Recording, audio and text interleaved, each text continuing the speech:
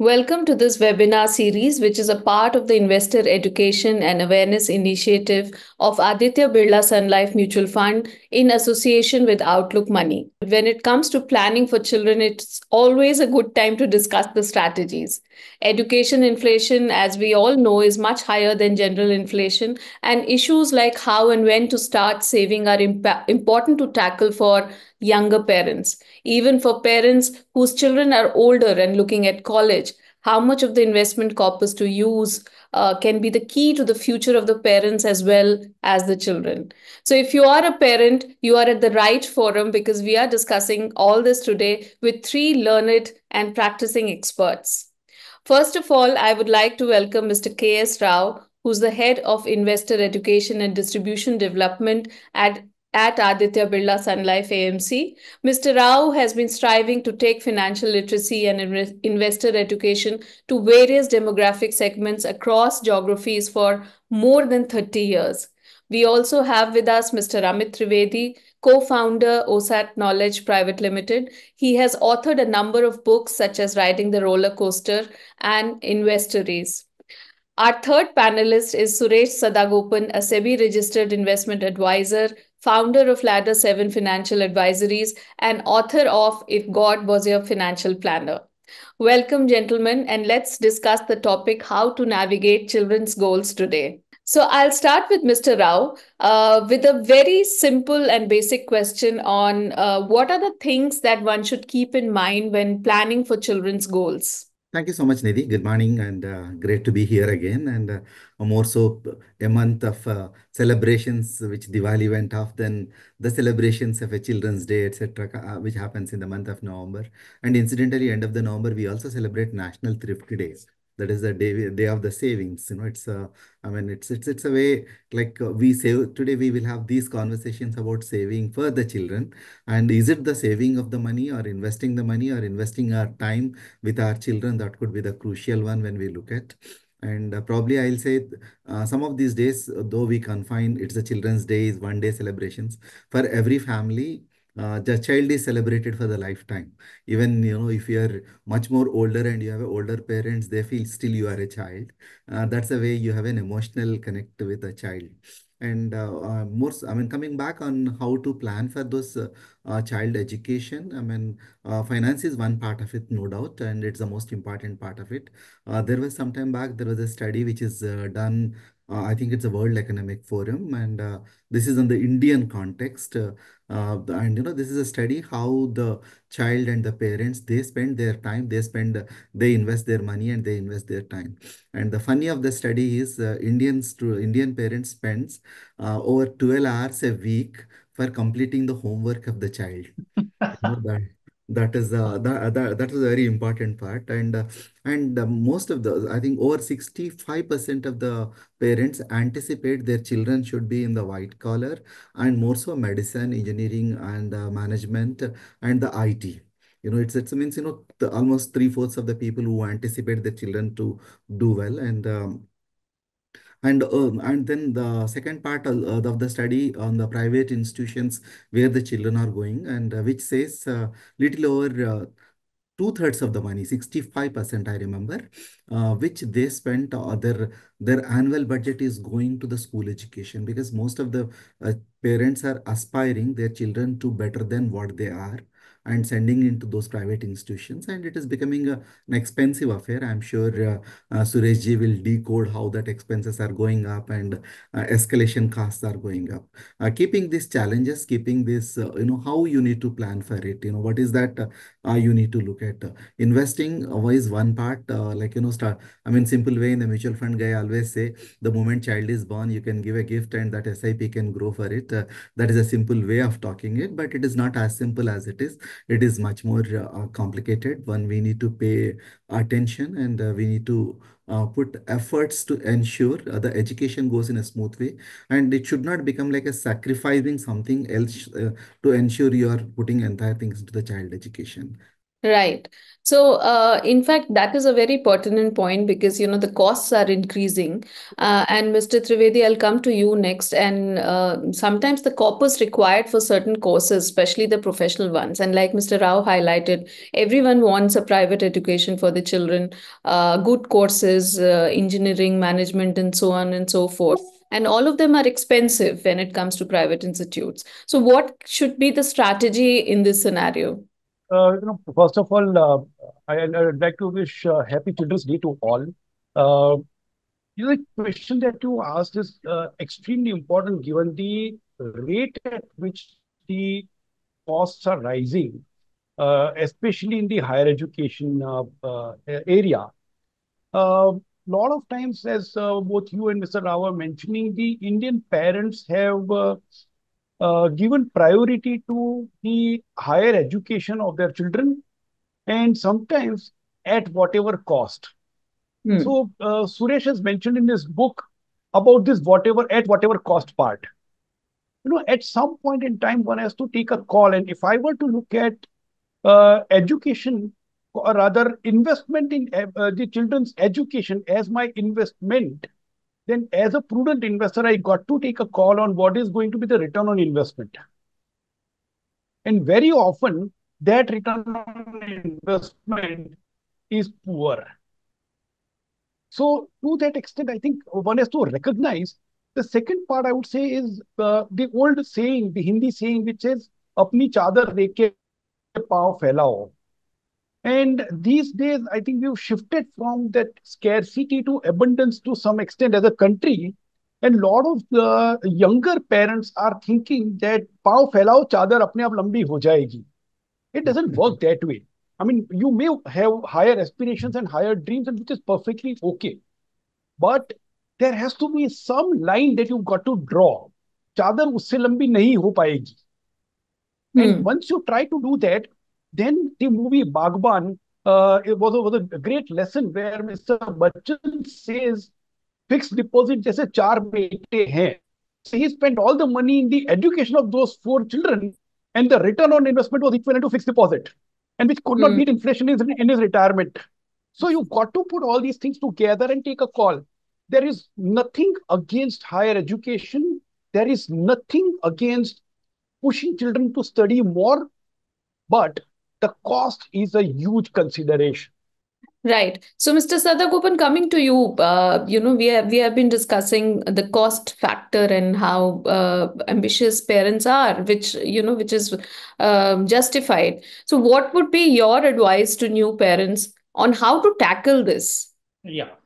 So it is but natural for the parents to do the best for their kids, and I will not really fault them on that. Hmm. The only thing is we will have to have some perspective on what we can spend on children. See, we have to understand as parents that children are one of the things on which we are going to spend. There are so many other things which we want to do for the family. Like even in the case of the home, that is also a very big goal. Children's education is a very big goal. Even the home purchase for most people is also a very big goal. Like that, there are multiple goals. So we need to have a sense of proportion and perspective so that then we really understand what is that we can logically spend on the children's education.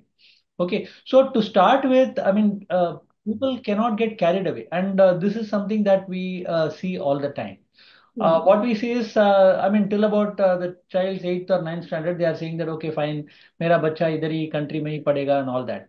And suddenly, ninth standard or somewhere in the tenth standard, they say, no, no, my child wants to go abroad and all that, so I will have to plan for that. So that happens in 9th, 10th, 11th, 12th. So somewhere. And suddenly, whatever we were planning for, let us say, a post-graduation, probably in terms of education abroad, now that has suddenly come to graduation level itself. And this we are seeing in a disconcerting number of cases. So it is not really very easy. I mean, if you are looking at US and UK and these kind of countries, the cost per year will be roughly 50 to 60 lakhs per annum per child. So it is we are really talking about maybe 2.5 crores per child. And if you have more than one children, it gets even far more difficult. So coming back to your question as to how to plan, I mean, we will have to have reasonably good idea as to what is that we want to do. I know about the pulls and pressures from the children's side and from the society, so that cannot really be avoided. But at a certain point, we need to understand that, yeah, I mean, maybe I have the wherewithal to send my child to some extent. I mean, I can fund that, but we also need to be firm on our resolve in terms of putting them through good education. Good education is not necessarily costly education. This is a heuristic that a lot of parents use. I mean, a costly school means a good school.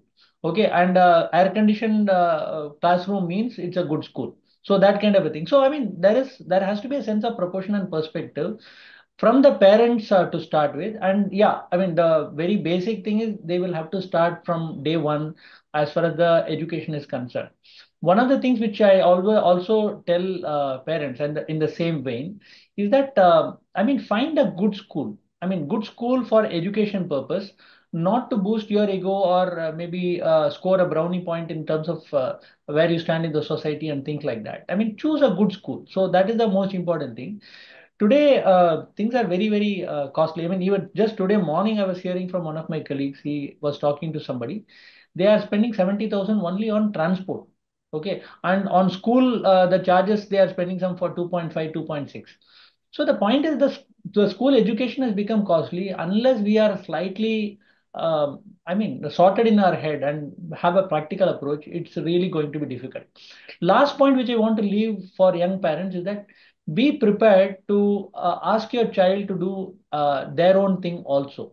Like when you send, especially the children abroad, I'll ask them to do three potential things. One is take a loan.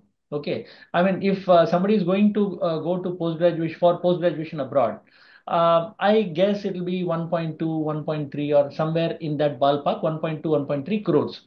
So, I mean, many parents will find this sum to be a huge ask on their resources. In that situation, taking a loan to part fund that portion will be a good thing. I think they will have to educate their child in terms of, I mean, they will have to really put that into their head that at least to some extent they will have to part fund.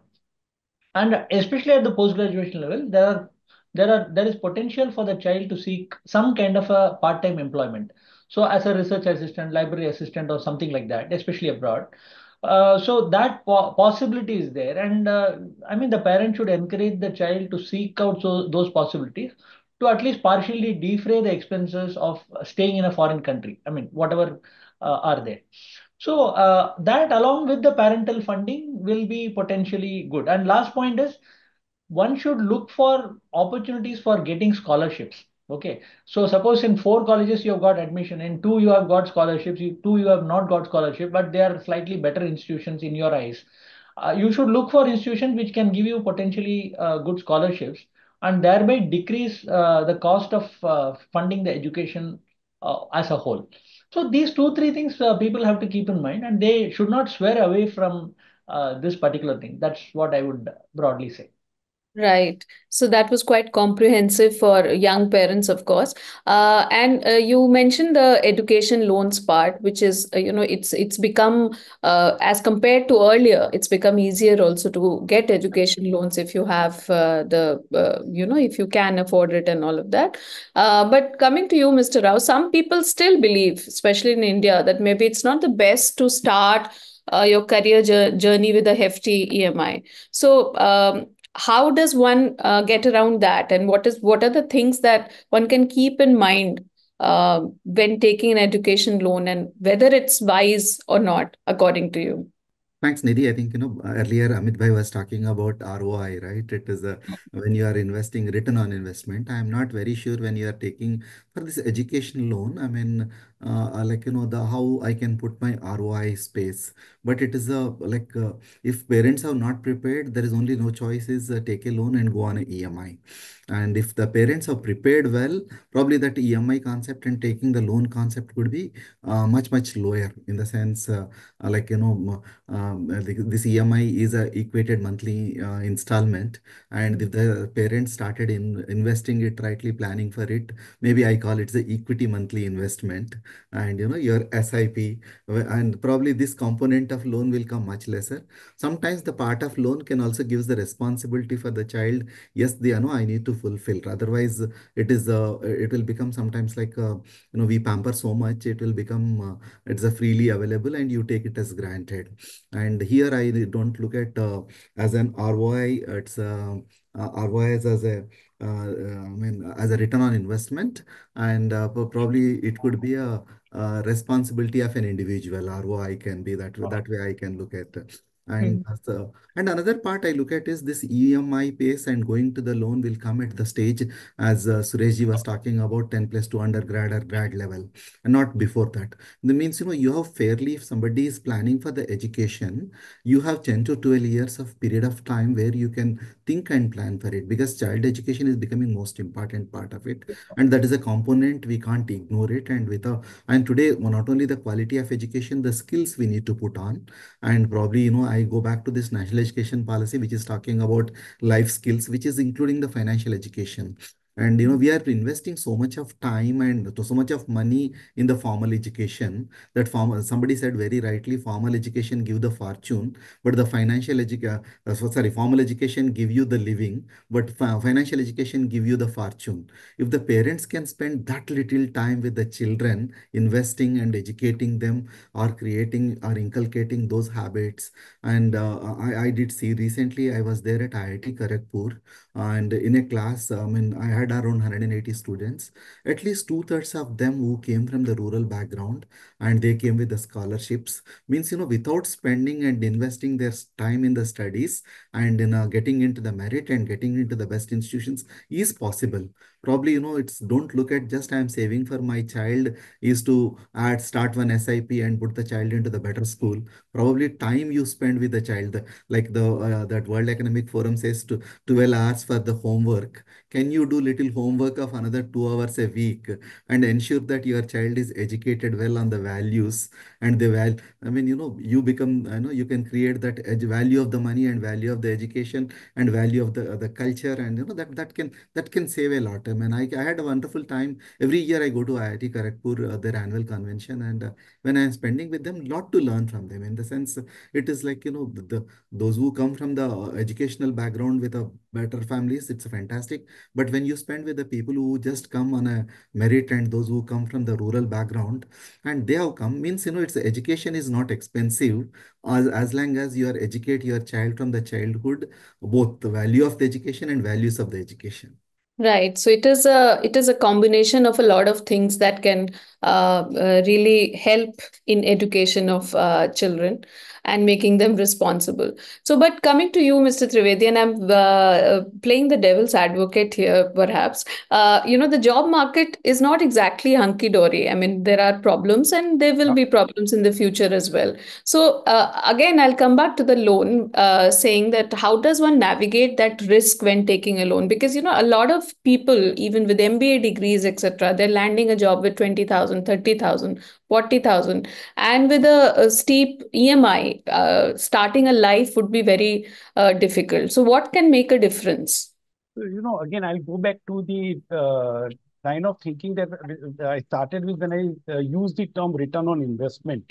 Hmm. Uh, Consider again this also as a leveraged investment, because you are now investing in your education through a loan. So when you take a loan, there is a commitment to repay the loan and the interest. Hmm. And on the other end, the income that you will be able to generate through whatever form, I mean, be it salary or professional income or business income, whatever you get into. Now, when I draw a business plan as a planner, typically I have to use conservative estimates. And what do I mean by conservative estimates? Incidentally, a beautiful definition of capitalism was shared by somebody, and he said, capitalism means spending is easy and earning is difficult. Now, that's my definition of conservative approach. So if you start with that, okay, the moment I am an MBA grad from XYZ college, I will land a job which will be 1 crore per year, then I won't mind taking a 1 crore loan or 2 crore loan, because in 2 years I'll be able to repay. And that's Hmm. where your question becomes very relevant. If I set the bar too high, it will always be a challenge to cross that. Can I set the bar at a reasonable level?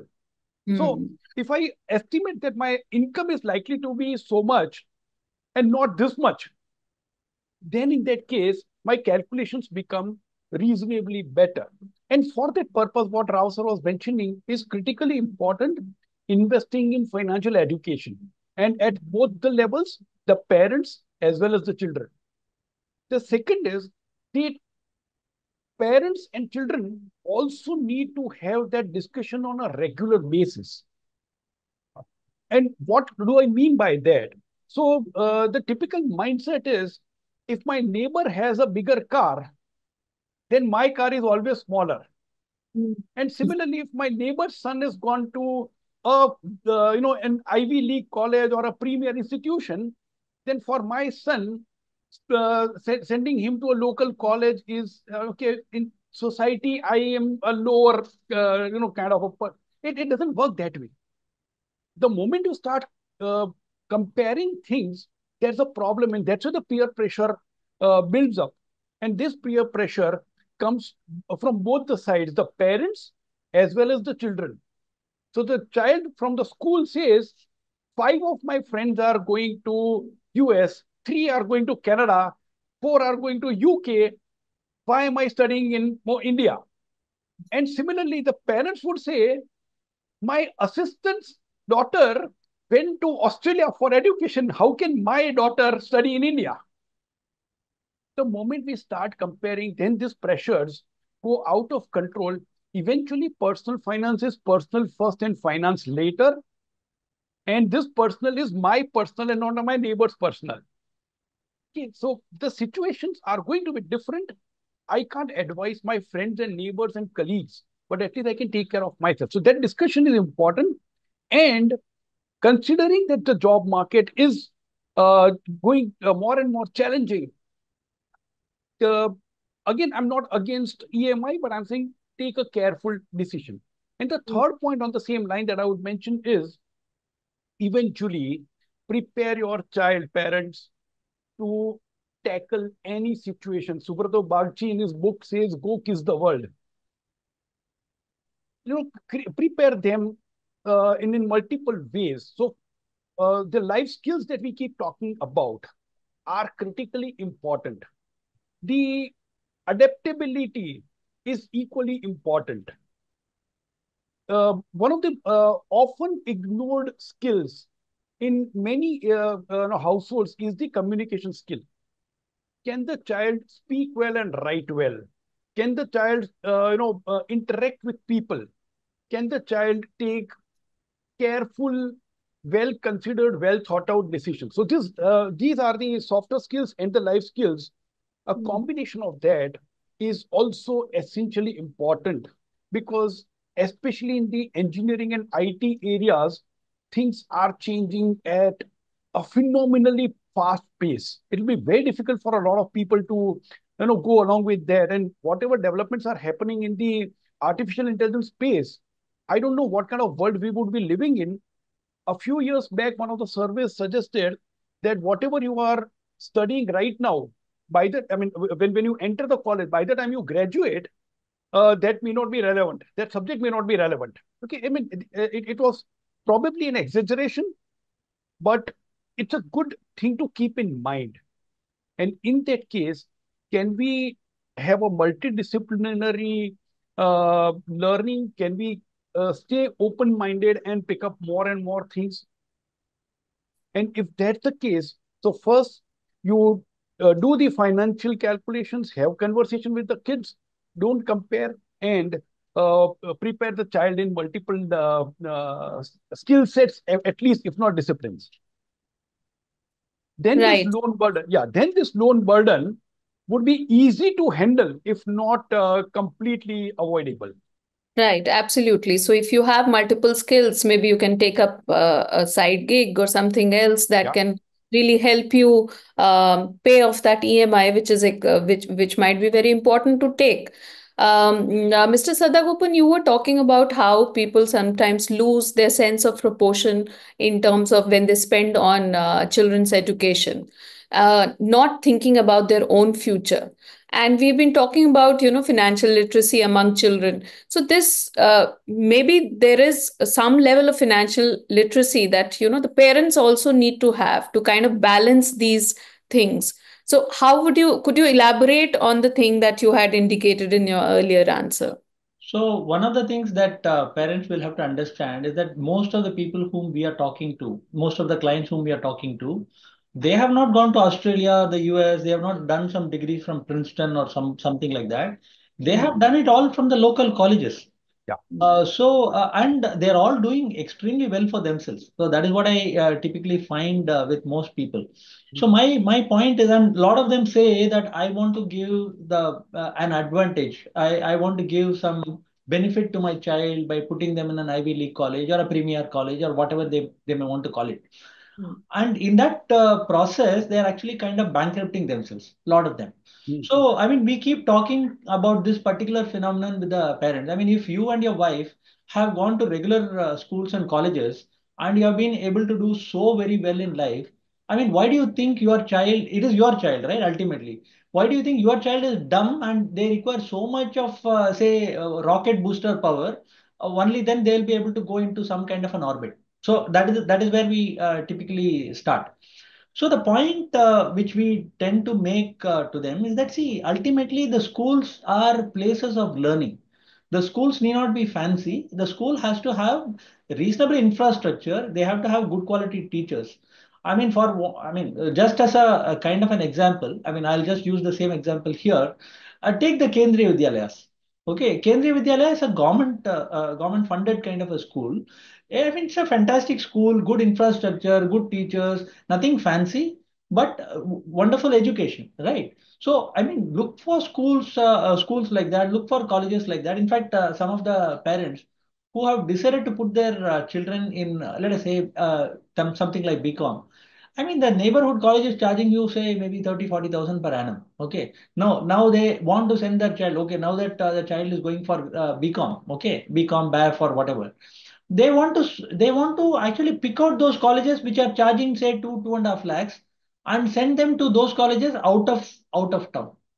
I mean, this particular thought process I have not really understood at all. So, what I'm trying to say is that we need to get a perspective that the children can do well and the children have to be allowed to learn rather than being pampered. So, which is what most of the parents are doing at a huge cost to themselves. So, the important thing for parents to understand is that education is important. There are so many other things on which they need to spend on. A lot of parents also say, apart from education, they say, I have a son and a daughter. I want to leave them with one home. Okay. I have one home here. I want to buy one more home because I want to leave that for my daughter. Okay. So one home each. I mean, these are people who have bought their own homes. I mean, after a lot of struggle. I mean, that is something that we also always keep telling parents. If you take out the struggle out of life in the student life, I mean, they will struggle much, much, much more in their later years. And if you end up spending a lot of money on them, that you don't have enough money for your own funding of various schools and for your retirement, you are going to essentially depend on your children who themselves may be actually struggling. So again, get a sense of proportion, get a sense of perspective. I mean, clearly demarcate what is that you really can spend on your children's education. See, I mean, again, very stark thing, but I mean, a donkey cannot become a horse. Okay. See, some of the children are horses, okay, and some of them are donkeys in the relative sense. In terms of, I'm talking purely about academics. Every child is precious. Every child is endowed with a lot of things, maybe academic, maybe other things. So now, just by putting your child in some school or college, it is not a recipe for success as far as the child is concerned. So you have to find out what is that will work for your child and accordingly channelize the child's energies and your money into appropriate efforts. So that is what we tend to tell them.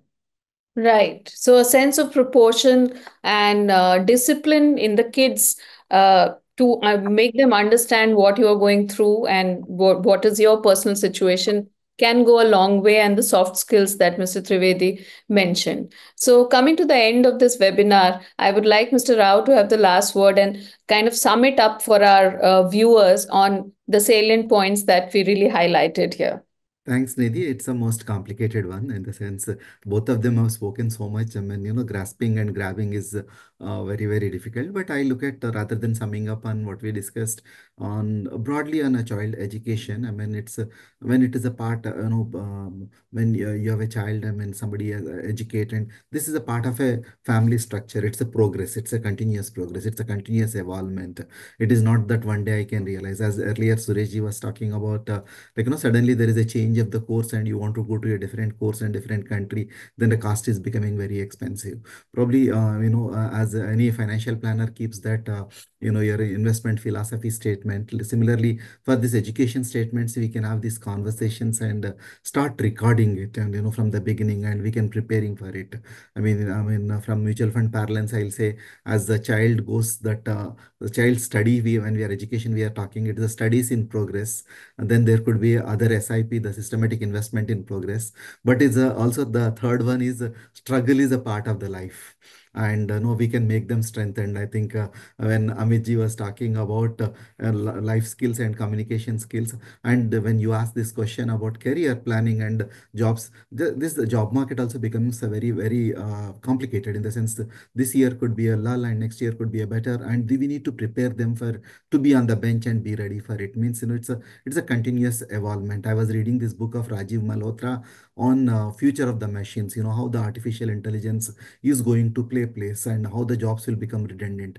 Means, this struggle is going to be a part of the life, and we need to prepare them for it. And as far as question of the EMI, when you spoke, keep any loans as minimal as possible. Leveraging is sometimes the dangerous part, if and we talk about emergency funds. I mean, when you are leveraging, then you need to earn to pay the interest, and then that becomes most challenging. Means, to sum it up, I can say, as the child is born, have that things in your mind. It is your, I mean, ROI here is your roles of your responsibility of giving your child. It's a responsibility of individual to give that education. Then have both the parents have that conversations, what you want to educate, how you want to educate. And as they grow, I mean, have that education, savings and progress, but also have the conversation in progress. When Amit was talking about the financial education, that's a part and parcel of it. Then once you evolve that, when Sureshji was talking how the child can be geared up, it's need not be KVs. I mean, Kendriya Vidyalayas, today, and we think I given a best Ivy League doesn't mean that Kendriya Vidyalaya has produced more civil servants than the Ivy Leagues in the country. And today, 60% of the civil servants have come from the Kendriya Vidyalaya. Means, don't have that apprehension, make that myth burst, and put your studies in, I mean, education in progress. Probably this could be, don't take it as a burden, take it as a responsibility, take it as a growing, and it's an opportunity for us to have a family conversations around it. And then, I mean, coming back to the outlook money, your outlook for the life itself will change, not on the money. Thanks a lot, Mr. Rao, Mr. Sadagopan, and Mr. Trivedi for coming for this discussion and having a lot of we had a lot of insights. Thanks a lot for attending this. Good day. Thank you.